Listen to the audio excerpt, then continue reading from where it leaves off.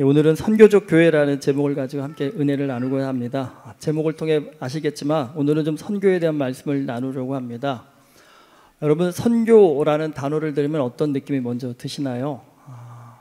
아마 선교가 교회의 중요한 사명이라는 데에는 모두가 동의를 하실 겁니다. 하지만 또 선교하면 뭔가 부담스럽고 어렵다라는 인식이 먼저 떠오르실 거라는 생각도 듭니다. 저도 사실 선교에 대해서 전혀 지식이 없을 때에는요, 선교지에 나가서 온갖 고생을 하시고 순교하시는 선교사님들의 이야기를 교회에서 어려서부터 너무 많이 듣다 보니까 선교하면 느끼는 감정이 뭐냐면 무서운 거다라는 이런 선입관이 솔직히 있었습니다. 근데 실제 선교는 분명히 힘들고 어려운 사명입니다. 하지만 마냥 힘들고 어렵기만 한 사역은 아니라는 겁니다. 여러분, 기독교 역사 가운데 가장 탁월한 선교사를 꼽으라면 바울입니다. 바울 사도는 평생 선교를 다니며 사역을 감당했습니다.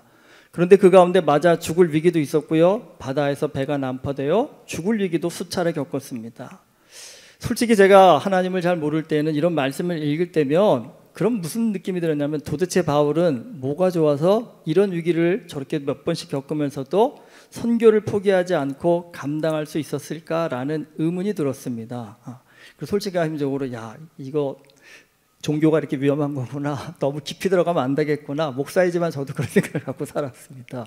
그런데 여러분, 사람이요 어려워도 포기하지 않는다라는 건요, 그건 그만큼 보람이나 기쁨이 있다라는 것입니다. 오늘 말씀에서 바울은 선교에 목숨을 걸었다라는 것을 보여주고 있습니다. 나의 달려갈 길과 주 예수께 받은 사명, 곧 하나님의 은혜의 복음을 증언하는 일을 마치려 하면은 나의 생명조차 조금도 귀한 것으로 여기지 아니하노라. 이 말은요, 바울이 에베소 교회의 장로들한테 한 겁니다. 바울이 여기저기 다니면서 복음을 증거하고 또 많은 사람들이 회심을 하게 되자 예수를 반대하던 유대인들이요, 바울을 죽이려고 달려듭니다. 그래서 그런 바울에게 가장 위험한 곳이 어디였냐면 예루살렘이었습니다.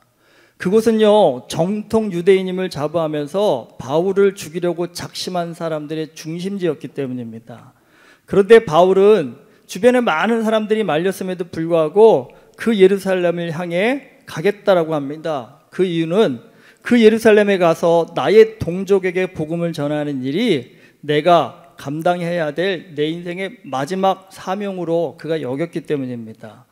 그 마지막 사명을 앞두고 에베소 교회 장로들을 만나서 이제 어차피 인생에서 마지막으로 만나는 시간이 될 수 있기 때문에 작별 인사를 눈물로 나누는 것이 오늘 말씀의 배경입니다. 네, 사람은 여러분 가만히 보면 누구나 자기가 좋아하는 일을 할 때 제일 행복합니다. 근데 여러분 한번 생각해 보십시오. 나는 뭘 할 때 제일 행복하나? 가만히 보면 우리가 행복이라는 걸 너무 잊고 삽니다. 그러니까 내가 뭘 좋아하지? 뭘 할 때 행복하지? 뭘 할 때 재미있지? 물어보면요, 저도 스스로에게 물어보는데 답이 잘 안 나오더라고요. 내가 뭘 할 때 재밌지? 뭘 할 때 행복하지? 답이 잘 안 나옵니다. 그 목사니까 뭐 근엄하게 난 복음을 전할 때 제일 행복해요. 솔직히 아닙니다. 그거 별로 그렇게 행복하지 않습니다. 근데 살아보니까 별로 행복한 게 없어요. 이제는 뭘 먹어도 행복하지 않고 어딜 가도 행복하지 않고요, 왜 사나 싶은 생각이 종종 들 때가 있습니다. 그런데 여러분, 그런데도 불구하고 가만히 생각해 보니까 영적인 깊이가 없을수록 사람은요, 육적인 곳에서 즐거움을 찾습니다. 맛있는 것을 먹거나 좋은 옷을 입고 남들이 타지 못하는 비싼 스포츠카 타고 럭셔리한 여행을 다닐 때 나름 만족감을 얻습니다. 그런데 가만히 보면요, 이런 것들은요, 바라볼 때는 너무나 멋지지만 막상 그걸 해보면요, 이게 알 수 없는 공허함이 커집니다. 솔직히 호주 와서 여러분, 한국에서 누릴 수 없었던 그런 럭셔리한 여행들 다 해보셨잖아요. 요즘 크루즈가 또 유행이셔서 크루즈 타고 오신 분들 많은데, 솔직히 저 어릴 때는 이건 영화 속에서나 보는 꿈 같은 얘기 아니었습니까? 내 인생에 저거 한번 타봤으면 소원이 없겠다고 하는데, 타고 오셨는데 정말 내 인생에 더 바랄 것이 없다라고 만족스러우신가요? 별로 그렇게 만족스러워, 재미는 있지만 거기서 이렇게 만족감을 느끼지 못하십니다. 왜냐하면 바라볼 때는 멋지지만 해보면 알 수 없는 공허감이 커지기 때문입니다. 그 이유는 간단합니다. 이런 것들은요, 우리에게 영혼의 만족감을 주지 못하기 때문입니다. 우리의 영혼의 만족감은요, 여러분, 하나님 안에서만 찾을 수가 있습니다. 바울이 그렇게 힘든 선교를 평생을 감당할 수 있었던 이유, 그것도 영혼의 만족감 때문입니다. 몸은 분명히 힘들지만 그 선교의 여정 속에서 역사하시는 하나님의 능력과 은혜를 경험하니까 영혼이 너무나 기쁘고 행복하니까 힘들어도 이걸 너무나 하고 싶은 마음이 계속적으로 일어난다는 겁니다. 저는 호주에 오기 전까지 한국 음식만 먹고 살아서 다른 나라 음식을 정말 잘 먹지를 못했습니다. 그리고 또 굉장히 생각보다 고지식한 사람입니다. 보이는 것도 그런지 모르겠지만 솔직히 호주 올 때 굉장히 망설였던 게 뭐냐면 이 외국에 나가 사는 것, 내가 한국을 배신한다라는 그런 생각을 좀 갖고 있었습니다. 솔직히 그래서 시민권 못 받고 있는 이유도 그것 중에 하나입니다. 저 아직 영주권입니다. 시민권이 아닙니다. 그러니까 친구들하고 저희가 시민권 받는다면 너는 한국을 배신한 거라고 말할 정도거든요. 그런데 그런 저의 가치관을 변화시킨 계기가 뭐였냐면 선교였습니다. 선교. 솔직히 저는 목회를 하면서도 선교는 가급적 멀리 하고 싶어 했습니다. 선교는 나와 맞지 않는다. 일단 나는 다른 나라 음식을 좋아하지 않고 다른 나라 여행하는 것도 별로 좋아하지 않고 한국을 너무 사랑하고 그러니까 나는 선교에 맞지 않는다라고 스스로에게 이렇게 주문을 하면서 가급적이면 선교를 멀리 하려고 하는 그런 인생을 살았습니다. 근데 신기하게도 인생이요, 선교 쪽으로 좀 끌려가는 일들이 자꾸자꾸 벌어졌습니다. 가장 큰 일이, 제가 신학대학원 졸업하고 전도사로 사역을 하던 시절에 아는 선배 목사님이 연락이 오셨습니다. 연세대학교 신학대학원에 전액 장학금을 주는 과정이 있다고 공부 한번 해보라는 겁니다. 가난한 전도사였는데 뭐가 제일 눈에 들어왔겠습니까? 귀에 들려왔겠습니까? 전액 장학금이랍니다. 그리고 교통비도 준답니다. 그러니까 너무 좋은 겁니다. 그래서 무슨 과정인지는 중요하지 않았습니다, 저한테. 단지 장학금을 준다는 게 중요했습니다. 그래서 지원을 했는데 뜻밖의 합격을 했습니다. 근데 알고 보니까 그 과정이요, 선교학 마스터 과정이었습니다. 어쨌든 들어갔으니 졸업은, 한국 사람들이 들어가면 졸업은 해야 된다고 하니까 뭐 나하고 맞든 안 맞든 그래도 어디에 학위를 준다는데 그냥 졸업을 했습니다. 그런데 이게 제 인생에 참 난감한 일들을 발생시켰습니다. 왜냐하면 어디 가서 그 목사들은 만나면 공부 뭐 했는지 많이 물어보거든요. 어느 학교를 나왔는지, 무슨 과정을 공부했는지. 근데 제가 연세대학에서 선교학 마스터 과정을 했다고 하면 대번 나오는 게 뭘까요? 이야, 선교의 전문가네? 라고 얘기하는데 저는 여전히 선교 현장을 한 번도 방문해 본 적이 없는 초보자였고 선교할 마음이 요만큼도 없는 그런 사람이었다는 겁니다. 그런데 그런 상황 가운데서 또 몸이 좀 아파서 사역지를 옮기게 되었는데 그때 간 교회가 제가 살고 있는 아파트 단지 안에 그냥 선교교회가 있어서 갔는데 그 교회가 두란노 교회였습니다. 근데 이 교회가 선교의 진심인 교회였습니다. 당연히 제가 들어가니까 목사님이 이력서 좀 보자 그래서 드렸더니 거기에 뭐라고 나와 있어요. 아니 이분이 선교학을 공부했는데 그래서 저한테 교회 선교를 좀 담당해 보라고 얘기하신 겁니다. 솔직히 한 번도 해본 적도 없는데 갑자기 선교 훈련을 맡게 되었고 선교 일정을 짜는 일을 맡게 되었고 선교지 가서 무슨 사역을 할지를 해야 됐고 또 선교사님들하고 연락해가지고 선교를 어떻게 진행해야 될지에 대한 선교 전반에 거친 일들을 하게 되었습니다. 그거 하다 보니까 저도 솔직히 선교지에 좀 끌려갔습니다. 안 갈 수가 없잖아요. 제가 가야 되는 상황이 돼서 어쩔 수 없이 가게 되었습니다. 뭐 그 덕분에 제가 일본도 가고 대만도 가고 중국을 다니게 되었는데 역시 여러분 사람은 좀 넓은 세계를 다녀봐야 시야가 열리고 생각이 바뀌는 건 맞는 것 같습니다. 뭐 다른 나라도 저에게 큰 인상을 줬지만 중국에 갔을 때 제 인생에 정말 큰 전환점을 맞게 됩니다. 제가 2006년 태어나서 처음으로 중국을 방문했습니다. 사실 지금도 중국 가는 거 무섭다고 하시는데 여러분 그 당시에 얼마나 더 무서웠겠습니까? 저도 굉장히 무서웠거든요. 그러니까 잡혀갈까 봐. 그런데 제가 알았습니다. 제 주제를 가서 알았습니다. 중국 정부가 그렇게 관심을 둘 만한 사람이 아니라는 거를 그때 가서 알게 되었습니다. 근데 중국 갔더니 생각보다 좋더라고요. 일단 먹을 게 참 많고 그리고 또 갈 데도 굉장히 많고요. 그리고 중국에서 사역 가시는 선교사님들을 굉장히 많이 만날 수 있는 기회를 갖게 되었습니다. 그 중에서 한 선교사님께서 운영하시는 신학교를 방문했습니다. 사진 있어요? 시골에 농장을 사서 학생들이 낮에는 그 농장에서 일을 하고요, 밤에는 신학 공부를 했습니다. 그런데 그곳을 방문했을 때 선교사님께서요, 공부할 학생은 있는데 가르칠 선생님이었다면서 저랑 같이 가셨던 담임 목사님한테 선생님 좀 보내달라고 하셨습니다. 그런데 목사님이 저를 보고요, 제가 그때 전도사였으니까 한 전도사가 강의 좀 하면 어때요? 라고 하셨습니다. 솔직히 목사님이 하시면 될 거 왜 저한테 시키는지 그때는 그랬거든요. 근데 솔직히 그때만 해도 신학교잖아요. 그래도 명색이 신학교니까 신학교 가기는 박사학위가 있어야 할 수 있다라는 그런 고정관념을 갖고 있던 그때 저 때라서 제가요 뭐 감히 어떻게 하면서 손사래를 쳤습니다. 하지만 선교사님께서 그 담임 목사님이 이분이 이렇게 공부하신 분이라고 얘기하니까 저한테 이렇게 하시더라고요. 전도사님 그런 말씀하지 마십시오. 한 전도사님은 지금 이 학생들이 만날 수 있는 세상에서 최고의 선생님이시라고요. 여러분 졸지에 제가 거기서 세계적인 신학자가 되었습니다. 그렇게까지 높여주시는데 더 이상 못해요 할 수가 없잖아요. 그래도 그 담임 목사님 옆에서 얘기하시더라고요.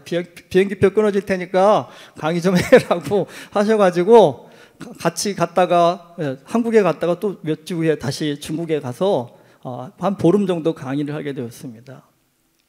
근데 상황이 그곳 숙소나 화장실 이런 게 굉장히 불편했습니다. 그리고 제가 말씀드렸잖아요. 특별히 전 한국 음식만 먹고 산 사람이라고. 음식이 입에 맞지 않아서 너무 고생을 했습니다. 그러니까 뭘 먹어도 중국 사람들이 고수를 그렇게 좋아하잖아요. 그거를 모든 음식에는 없습니다. 모든 음식에. 근데 저는 지금도 그걸 잘 못 먹는데 그때 당시에는 그 향이 너무 심해가지고 밥을 먹기가 너무 힘든 겁니다. 솔직히 밥 저는 많이 먹지도 않거든요. 조금만 먹고 싶은데 이게 퍼져요 항상. 그리고 선생님이라고 갖다 줘요. 제가 푼다고 해도 그런 게 아니래요. 중국에서는 그러면 안 된다는 거예요. 자기네들이 갖다 주겠대요. 그러면서 엄청나게 많이 갖다 줍니다. 근데 항상 우리가 들은 게 뭡니까? 선교제 가면 주는 대로 먹고 그들과 똑같이 먹고 똑같이 살아야 한다는 그 들은 건 있어가지고 정말 그때 엄청나게 힘든데도 불구하고 그 음식을 다 먹었습니다. 그러니까 솔직히 좀 안 먹고 싶은데도 자꾸 먹으라고 하니까 그게 너무 힘들었습니다. 그리고 또 한 번은 선생님이 오셨다고 그분들이 한번 외부 식당에 데리고 가서 중국의 귀한 음식을 대접하겠다고 하는데 봤더니 양고기를 대접을 하시더라고요. 왜 양고기를 그 국물에 담가서 먹는 그런 고기인데 사실 그때 태어나서 처음 양고기를 먹어봤습니다. 냄새가 정말 장난이 아니더라고요. 도저히 입에 맞지를 않아서 먹을 수가 없는 겁니다. 사실 저 콜라 잘 안 마시거든요. 그날 콜라를 2병이나 마셨습니다. 그럼 양고기 먹고 배부른 게 아니라 콜라 먹고 배불렀습니다. 근데 나중에 들어보니까 그분들은 평소에는 가기 힘든 정말 비싼 식당이었다고 합니다. 그러니까 정말 큰맘 먹고 저를 대접을 한 거랍니다. 그러니까 그분들은 선의로 대접을 하시는데 저는 정말 괴로웠습니다. 솔직히 몸이 힘들었습니다. 그런데 저녁마다 강의를 했는데 강의를 들으려고 앉아있는 학생들의 그 눈을 보면요, 여러분 제가 정말 표현하기 힘든 마음에 감동이 일어났습니다. 솔직히 저는 지금도 그 눈빛을 잊을 수가 없습니다. 솔직히 제가 얼마나 대단한 걸 가르쳤겠습니까? 하지만 그들은요, 별거 없는 제 강의를요, 정말 느낌상 뭐냐면 하나님의 음성을 듣는 것처럼 들었습니다. 뭘 그렇게 열심히 받아 쓰더라고요. 제가 중국어를 모르니까 뭘 쓰는지 모르겠지만 물어봤어요. 뭘 그렇게 열심히 받아 쓰냐 그랬더니 한마디도 놓치고 싶지 않아서 다 쓴다는 거예요. 그래서 그래서 그냥 책에 보면 다 나오는데 뭘 써? 괜찮다. 안 써도 된다 그랬는데 제가 강의 끝나고 났더니 다들 이렇게 노트 한 권을 다 강의를 빽빽하게 썼더라고요. 그 모습을 보고 나니까 솔직히 제가 무슨 말이 생각이 들냐면 내가 저들이었다고 한다면 이런 열악한 환경에서도 저렇게 하나님을 잘 믿어보겠다고 열심을 냈었을까? 여러분 그런 생각을 하게 되니까 이제까지 제 신앙생활이요, 너무 부끄러워졌습니다. 믿음이 뭔지를 다시 한번 깊이 생각해보는 계기가 되었습니다. 많이 말씀드렸지만 사실 그 경험이요, 저의 인생을 정말 완전히 바꾸는 계기가 되었습니다. 여러분 오늘 말씀 제목이 선교적 교회입니다. 이 선교적 교회라는 것은요, 모든 교회 구성원들이 각자 삶의 자리에서 선교적 삶을 살아내는 공동체를 이루어가는 것을 말합니다. 사실 선교적 교회라는 용어는요, 레슬리 뉴비긴이라는 선교사님이 제일 먼저 주장하기 시작하셨습니다. 이 레슬리 뉴비긴 선교사는 영국 분이신데 1930년대 중반에 인도에 가서요 35년 동안 평생을 인도에서 선교 사역을 하셨습니다. 그리고 이분이 1970년대 중반에 은퇴를 하고 영국으로 돌아오십니다. 그런데 그분이 영국 교회 상황을 보시고 깜짝 놀랐습니다. 여러분, 영국을 한때는 정말 세계에서 선교사를 제일 많이 파송하던 교회였습니다. 그런데 그렇던 영국의 교회들이 세월이 흐르면서 교회들이 다 문을 닫아버리고 선교사를 파송하는 건 둘째치고 목사도 없고 선교사도 없는 그런 나라가 되어버렸다는 겁니다. 오히려 교회들이 힘을 잃어버려서 선교를 받아야 하는 그런 지역으로 바뀌었다는 겁니다. 사실 이건 지금도 이어지고 있습니다. 영국 교회가 얼마나 심각하게 문을 닫고 있는지는 들어보면 깜짝 놀라실 정도고요. 기독교인 숫자도 엄청나게 줄어들고 있습니다. 그런데 더 큰 문제는 그 빈자리를 이슬람이 급속하게 확장해 가고 있는 상황이라는 겁니다. 그러니까 선교사님이 떠날 때에는 선교사를 파송하던 내 나라였는데 돌아와서 보니 선교사를 받아야 하는 나라로 변한 이 상황을 놓고 왜 그렇게 되었을까를 고민하게 되었습니다. 레슬리 뉴비긴 선교사가 가만히 보니까 그 이유가요, 선교사를 보내서 학교, 병원, 고아원과 같은 기관을 세우는 일을 그들은 선교라고 생각을 했는데 실제로 그 일은 참 잘했지만 실제로 삶의 현장에서 말씀을 살아내는 일이 영국의 기독교인들 가운데 너무 없다 보니까 영국이 황폐화됐다는 겁니다. 복음적으로. 삶의 현장에서 말씀을 살아내는 것, 그게 선교다라는 그 인식을 영국 사회에 불어넣고 싶어서 선교적 교회라고 주장한 겁니다. 그러면서 삶으로 복음을 증거하는 그리스도인을 세우는 것, 그게 선교적 교회라고 주장을 한 겁니다. 솔직히 우리는 선교하면 딱 무슨 생각 드세요, 여러분? 학교 세우고 병원 세우고 고아원과 같은 그런 큰 프로젝트를 많이 생각을 합니다. 틀린 건 아닙니다. 물론 선교에 큰 도움이 되는 것은 맞습니다. 하지만 여러분, 가장 좋은 선교는요, 선교 현장에서 그들의 이웃이 되는 겁니다. 그러니까 뭘 가르치려고 드는 것이 기독교인들의 가장 치명적인 실수라고 한답니다. 누가 여러분 요즘 세상에 가르치려고 들으면 배우려고 하십니까? 안 듣잖아요. 그러니까 누가 잔소리하면 또 뭐라고 합니까? 설교하고 있네라고 얘기하잖아요. 그 설교라는 의미가 왜 이렇게까지 부정적인 이미지가 되었을까요? 그리스도인들이 말은 그렇게 하지만 실제로는 그렇게 못 살아낸다라는 그 이중적인 모습을 비판하게 한 것은 아니겠냐라는 겁니다. 여러분,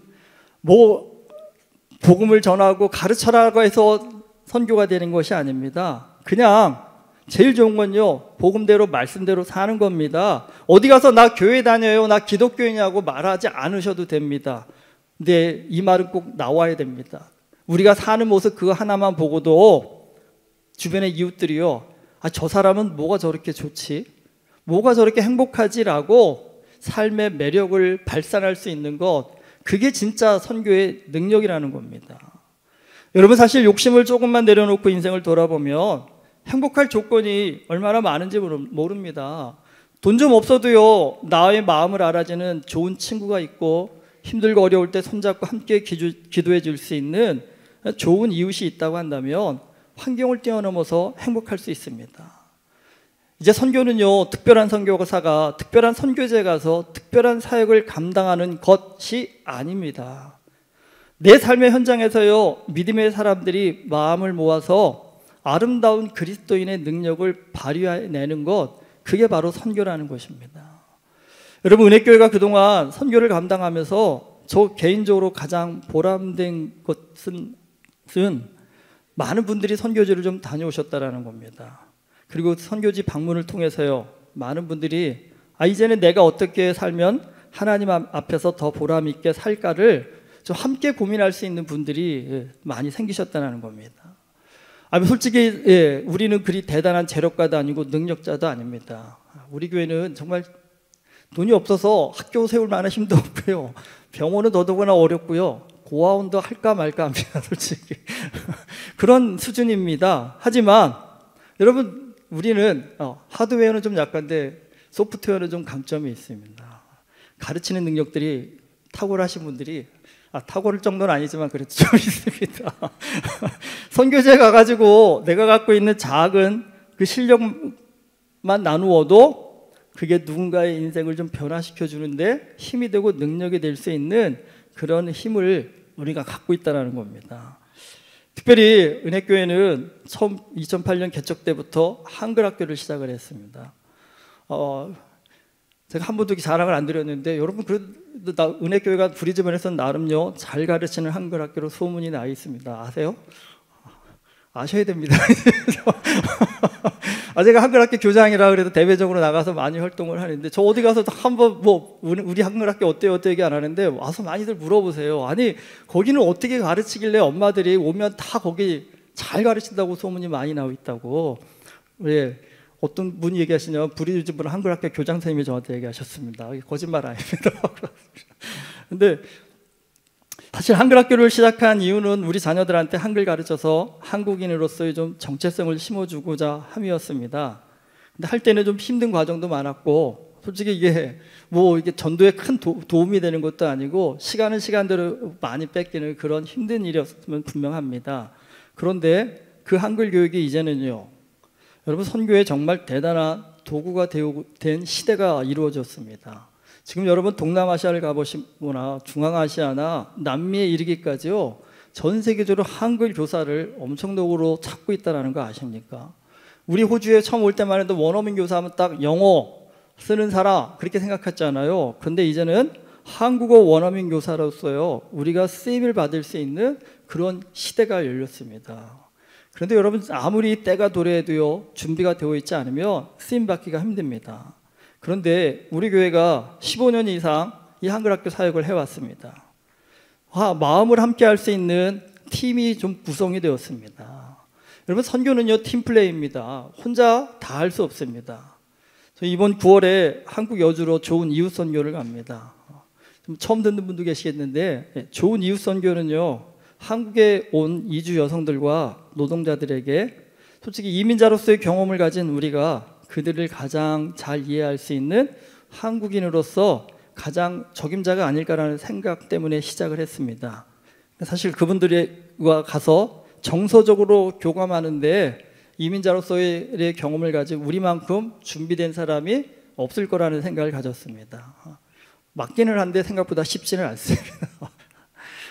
근데 제 마음은 그겁니다. 지금 저희 2번 갔는데 그냥 그분들 옆에 가서 살면서 좋은 이웃으로 선한 영향력을 미쳐서 그들이 좀 예수님을 믿게 된다고 한다면 그게 가장 멋진 선교가 아닐까라는 생각이 듭니다. 사실 이거 조급해하려고 하지 않습니다. 그러니까 뭐 우리 빨리빨리 열매가 맺어지지 않는다라고 생각하실 수도 있겠지만 여러분 좋은 이웃으로서 선한 영향력을 미칠 때 가장 필요한 건 시간입니다. 시간. 그냥 포기하지 않고 지치지 않고 그냥 그 옆에 가가지고 같이 살면서 믿는 자로서의 좀 멋진 매력을 좀 발산하는 게 필요하지 않을까라는 생각이 듭니다. 하다 보니까 이게 1년에 한 번 갖고 될 일은 분명히 아닙니다. 어떻게 하면 좋을까 하는데 솔직히 제 마음 가운데 기도 가운데 구상하는 건 뭐냐면 저도 지금 50 중반이 넘었으니까 이제 좀 밥 먹고 벌어 먹고 사는 일을 조금씩 좀 줄여도 될 수 있는 나이고 또 은퇴를 생각해야 될 나이가 아닐까 하는 생각도 들거든요. 근데 어떤 분이 은퇴하셔갖고 그러면 그분 왕창 보내가지고 혼자 거기 붙박이로 계셔서 여기서 사역하십시오 그러면 그건 참 힘든 일 아닐까라는 생각이 들었거든요. 그런데 50대 이후에 좀 은퇴를 앞두신 분들이 1년에 뭐 한 달부터 3달까지 좀 시간을 내셔가지고 릴레이로요 한국에 가서 살면서 우리가 지속적으로 만나고 있는 그 이주 여성들을 계속적으로 교제하면서 그분들을 좀 하나님 앞으로 인도하는 일에 함께 마음을 썼으면 어떨까 하는 생각이 듭니다. 혼자서 다 감당하려면 힘겹겠지만 솔직히 1년에 몇 달을 감당한다는 건 그것도 부담이 될 수 있겠지만 그래도 덜 부담이 되시지 않을 겁니다. 또 여러분 릴레이라는 것은요 방향을 같이 가야 되는 겁니다. 그리고 호흡이 잘 맞아야 됩니다.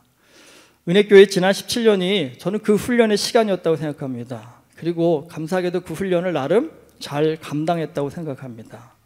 한글학교를 정말 오래 운영을 했습니다. 근데 여러분 진짜 감사한 건 뭔지 아십니까? 선생님들끼리 다투고 싸운 일이 한 번도 없었습니다.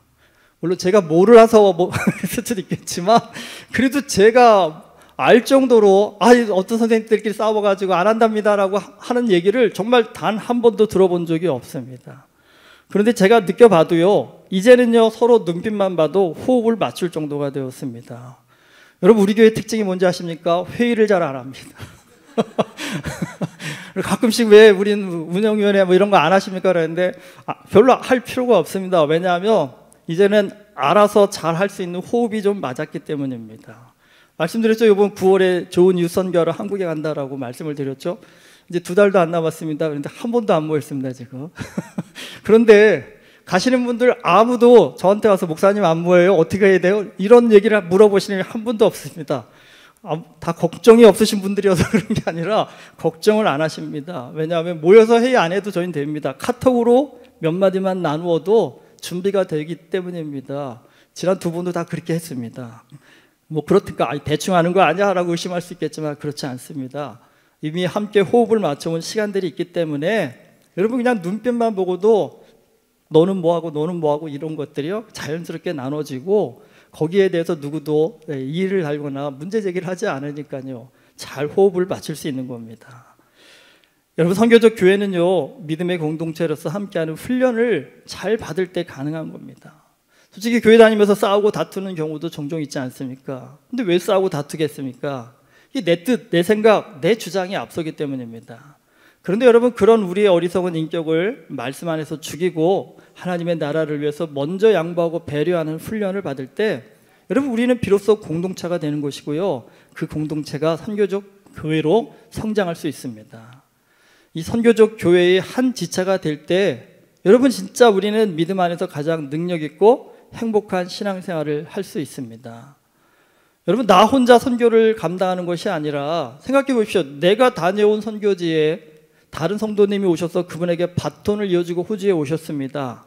그러면 여러분 호주에 오셔서 기도를 할 때에도 내가 알지도 못하는 먼 곳에 계신 그 선교사님 하나님 도와주셔서 하고 기도하시는 것과 내가 지금까지 사역했던 선교지에 다른 집사님, 권사님이 가 계시는데 그분들을 위해 기도할 때 여러분 기도의 간절함이라는 것이 다르지 않을까요? 또 선교지를 놓고 대화할 때도 그렇지 않을까요? 함께 그 선교지의 대화의 깊이가 남다를 것입니다. 그리고 특별히 여러분 우리가 기도하던 그 누구 엄마 누구 아빠가 교회에 나왔어 라고 할 때 여러분 그 선교지를 다녀온 분들이 함께 느끼는 감격과 기쁨이라는 건요 이건 세상에서 맛볼 수 없는 그런 감정일 겁니다. 여러분 제가 가만히 보니까 이게 행복하더라고요. 이게 행복하더라고요. 함께 마음을 모으는 것이 힘든 이 시대에 함께 마음을 모으고요 그 함께 마음을 모은 사람들이 하나님의 일을 함께 해나갔는데 그 일에 하나님께서 역사하셔서 우리가 기대한 것보다도 더 놀라운 일을 부어주실 때 여러분 정말 돈 수억 버는 것보다도요 훨씬 더 행복한 이 만족감이 기쁨이 삶 가운데 주어집니다. 선교를 하는 거 분명히 힘듭니다. 하지만 여러분 세상에서도요 힘든 공부를 힘든 일들을 잘 감당하면 더 큰 보람이 주어지는 것처럼 힘든 선교를 감당해내면 이 주어지는 보람과 기쁨은요 그리스도인으로서 누릴 수 있는 최고의 축복입니다. 바울이 그렇게 선교지를 죽을 위기를 넘겨가면서 다닌 이유가 이젠 좀 알겠습니다. 이 기쁨을 이 복을 맛보아 안 사람이기 때문에 목숨을 걸고 선교의 현장을 누릴 수 있었다는 그런 생각을 갖게 되었습니다. 여러분 선교를 하면 받는 복 중에 하나가 뭔지 아십니까? 오늘보다 내일을 더 기대하게 된다는 겁니다. 가끔씩 저도요 우리 권사님들이나 집사님들하고 얘기할 때 보면 제가 더 설레거든요. 한국 가서 이렇게 한번 사역해 보시면 어때요? 그랬을 때 못 가요. 이거 해도 저 이렇게 짜증 내시는 게 아니라 너무 기대가 된다고 한번 해보고 싶다라고 마음에 뜨거움을 갖는 여러분 생각해 보십시오. 나이 이제 많은 건 우리 장로님 계셔서 하지만 뭐 이제 60을 다 돼가는 저희 안에 정말 가슴 설렐 일이 뭐 있겠습니까? 그러니까 누가 그러더라고요. 그 나이 되면 불륜 아니면 가슴 설렐 일이 없답니다. 그래서 이 아이 미친 그러는데 여러분 좋은 일에 가슴 설렐 수 있는 그 마음을 갖고 산다는 것이 얼마나 행복하겠습니까? 나이가 들어도 꿈을 꿀 수 있다는 것이 얼마나 행복한 일이겠습니까? 그리고 그렇게 멋진 어른으로 살면서 우리 다음 세대들이 자녀들이 와가지고 엄마 아빠가 사는 그 멋진 모습을 내가 이어갈게요, 내가 도와줄게요 라고 해서 함께 할 수 있다고 한다면요 그것만큼 또 행복한 일이 여러분 또 어디 있겠습니까? 함께하는 믿음의 지체들과 이루어갈 하나님 나라를 향한 소망이 우리 가슴 가운데 더 커지지 않을까요? 여러분 선교하며 사람이 긍정적으로 바뀝니다. 돈을 더 벌고 싶은 욕심도 납니다. 왜냐하면 가서 보면 돈 쓸 일이 많거든요. 그러기 위해서 하나님 나 돈 좀 더 벌 수 있게 해주십시오. 그리고 좀 더 열심히 또 실력도 쌓게 됩니다. 가르쳐 보면요, 아쉽거든요, 안타깝거든요. 청년들이 캄보디아 와서 영어 강의 오면 항상 이럽니다. 아, 이걸 했을 걸, 저걸 했을 걸 하면서 아쉬움을 얘기합니다. 쟤네 평소에는 그런 얘기 안 하거든요. 시험 보고 나서도 아, 좀 더 할 걸, 이 소리가 잘 안 하거든요. 그런데 그들에게 영어 가르치고 나서는 다음번에 가면 이렇게 가르쳐야 될 것 같아요, 이렇게 가르쳐야 될 거예요. 제가 다음에 또 가자는 얘기 안 하는데도 본인들이 다음을 얘기하더라고요. 여러분, 그게 감사한 일 아닐까요? 인생 가운데서 자녀들이 하나님 나라의 꿈을 가지고요, 거룩한 가치에 도전을 하고 마음을 갖는다라는 것, 그게 진짜 행복이 아닐까요?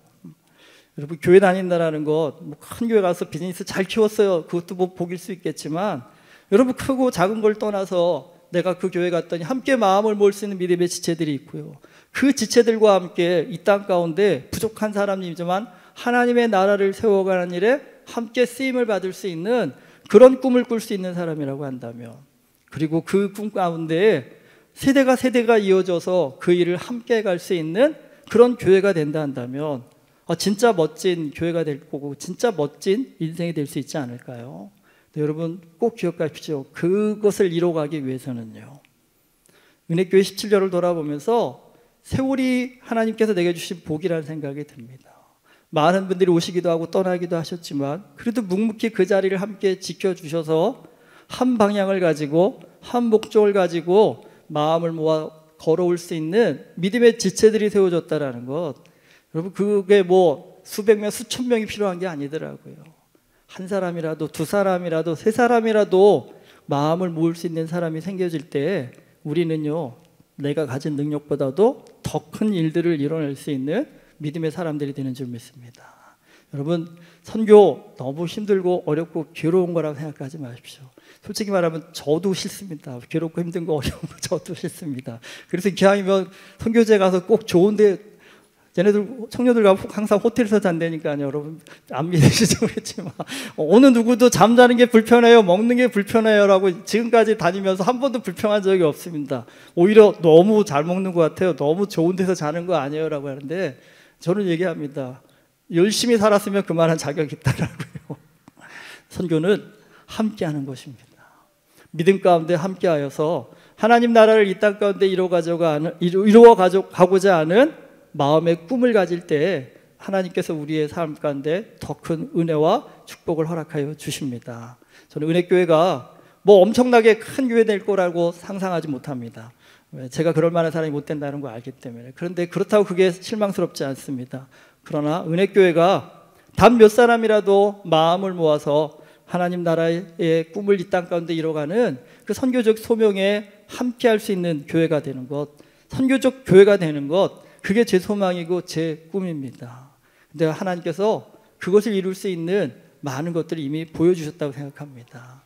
여러분, 아직까지 선교에 대한 좀 두려움이나 발을 내딛기가 좀 걱정이 되시는 분이 계시다 한다면 한 번쯤 주변 좀 다녀오신 분들의 삶을 보면서 나도 내 삶이 선교적인 삶이 되어질 수 있도록 주님 안에서 좀 꿈꿔볼 수 있기를 주님의 이름으로 축복합니다. 여러분 안에 그 꿈이 일어나실 때 저는 분명히 약속드립니다. 하나님께서 여러분의 삶을 가장 복되고 능력 있고 행복하게 만들어 주실 거라고 믿습니다. 우리 은혜교회가 이런 선교적 교회가 되어져서 주님 안에서 이 놀라운 축복을 받아 누릴 수 있기를 주님의 이름으로 축원합니다. 기도하시겠습니다.